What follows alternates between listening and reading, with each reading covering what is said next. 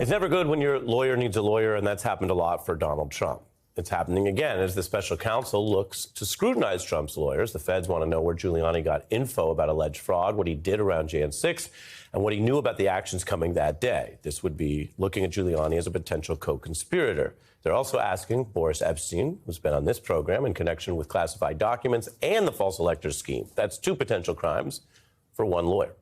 Now, the criminal investigation is also looking at, well, take a look at Trump's new song here, Justice for All. This is sort of the way they're talking about this. 20 inmates in jail for the insurrection, and he calls them a prison choir. I pledge allegiance to the flag of the United States of America.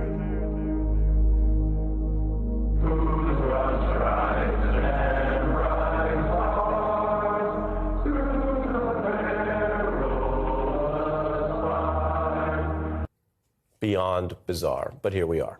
I want to bring in federal prosecutor, former U.S. Attorney Joyce Vance.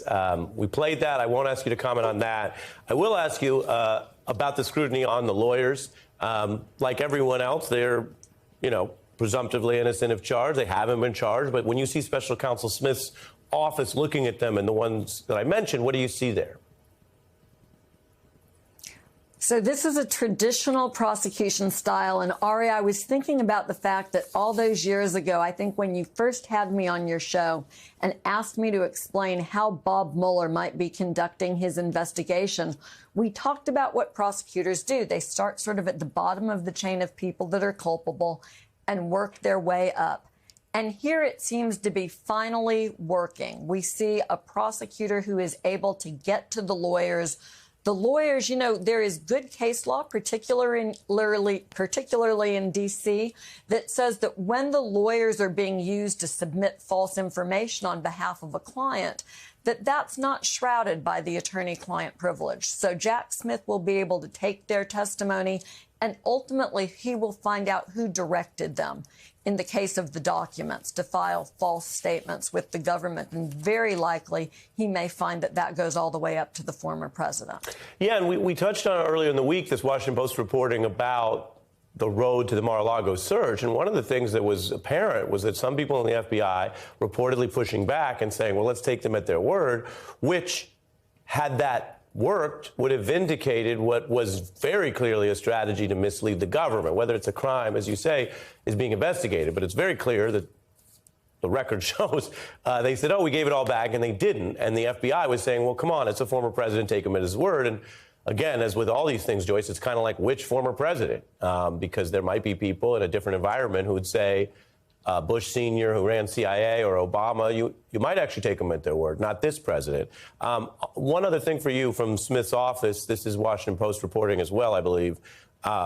Smith's imposed strict deadlines for responses and what could be a push to reach internal charging decisions this spring, say people familiar with the investigations. And that relates to the timeline, Joyce, about having a deadline, but also not necessarily getting caught up in things that could take a lot longer. When you see that, given your experience, does that scan to you? Does that feel right? Or is this something where he's got to have an open mind because he doesn't know what he's going to find and it could take longer? Well, I think it's consistent with what we know about Jack Smith. He likes to get things done. He's linear. He moves ahead quickly. He's not someone who sees the need for a lot of unnecessary delay. And a big, important part of his background is the work that he did in DOJ's Public Integrity Unit. The folks in that unit who do public corruption cases, a steady diet of them, understand that the clock is always ticking. And when you have mayors or senators or other political figures under investigation, you know that there's always going to be a clock where you get too close to the election and you have to stop engaging in overt investigative moves. So he's aware that this is the year he has to get his work done, because that clock is already ticking on the presidential election. And moving beyond DOJ, there was also reports that police will be allowed to sue the former president. Again, something relatively unheard of in normal times, about, of course, the Jan 6 riot. It's a different avenue to the same question, which is, did he legally cause it? Your response? So this is a civil lawsuit filed by members of Congress and the Capitol Police trying to sue Trump for the role that he played in inciting violence on January 6th. And the court reached out to the government and asked the government to take a position on whether Trump was immune.